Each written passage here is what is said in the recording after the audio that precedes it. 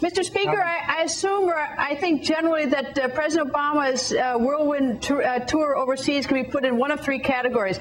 Either that he appeared as a great world leader seeking to unite the world and to give positioning to the United States, or that it was mediocre, or that he was bashing America. What's your take on this?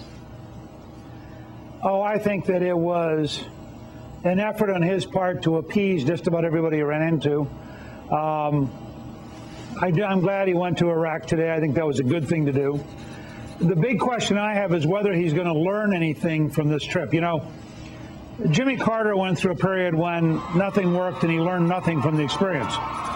John F. Kennedy went through a very similar experience in 1961, but he learned from it. He had a very bad visit with Khrushchev in Vienna.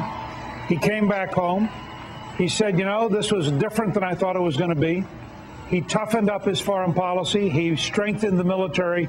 And much of the Kennedy administration, I think, was changed by his experiences in the spring of 1961. President Obama gave the Europeans every emotional goodie they could ask for, and they gave him nothing back. He asked them for help in Afghanistan. They basically said no. He asked them for help with Iran. They basically said no. He met with Medvedev, the Russian president, and they talked about cooperation. And in the UN Security Council, in response to the North Korean missile launch, the Russians said no. The Chinese said no. So it's pretty hard for me, other than the fact that he bowed to the King of Saudi Arabia, and I don't know if that means the Saudis will be nice or not. I'm not quite sure, in practical, real terms, what President Obama got out of this, and I'll be curious to see if he learned anything from the inability of nice words and gestures to move people to do anything for America.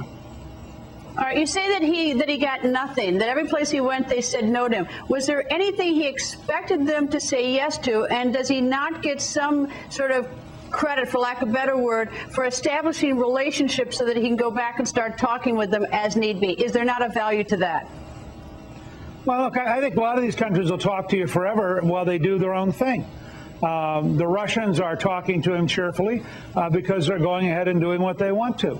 The Europeans are talking to him cheerfully because they're ignoring him. The Saudis are glad he bowed, but they're not going to change their behavior.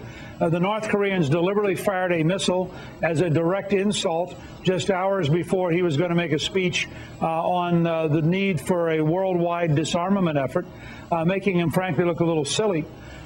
He promised we'd have tough results in the United Nations. We got no results in the United Nations.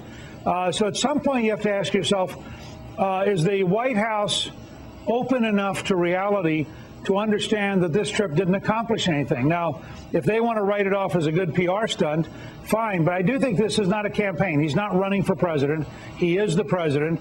And I don't think the president of the United States goes around the world for the purpose of getting applause. He goes around the world to get people to agree to do something substantive. Is it fair, or I don't mean to put words in your mouth, are you saying then that this trip was a waste? Well, if he learns from it that the Iranians and the North Koreans are going to be very...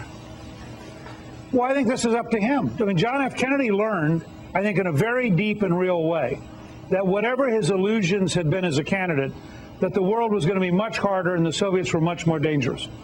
If President Obama, first of all, learns that the North Koreans are truly, utterly unmanageable.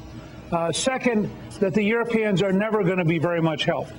Third, that the Saudis aren't going to do very much. And fourth, that the Russians will be pleasant to you in your face and then do nothing for you. If he comes home and learns that, he'll fundamentally change his foreign policy and he'll rethink some of his assumptions about the world. All right, well, going through that list, I try to take notes so that North Korea is unmanageable. You don't need to go to Europe or even travel places to know it's unmanageable. We've had President Bush 43 discover that, President Clinton before him discovered that, and all the way back. France and Germany have been quite obvious in how they have felt towards our policy. I'm not sure what we'd learned from even talking to this point. And, of course, Britain's been pretty consistent with our relation. So I'm not so sure what he would actually learn that he wouldn't otherwise know or somebody would know. Now, you might want to go there, try to change something, but I'm not so sure that this isn't like, a semester abroad. Look, I think you said that. I didn't say it. I believe that President Obama has enormous self-confidence in his own ability as an orator. I think he went over there believing that if he smiled a lot and bowed a lot, if he's used the right words, that the Europeans would want to be nice to him.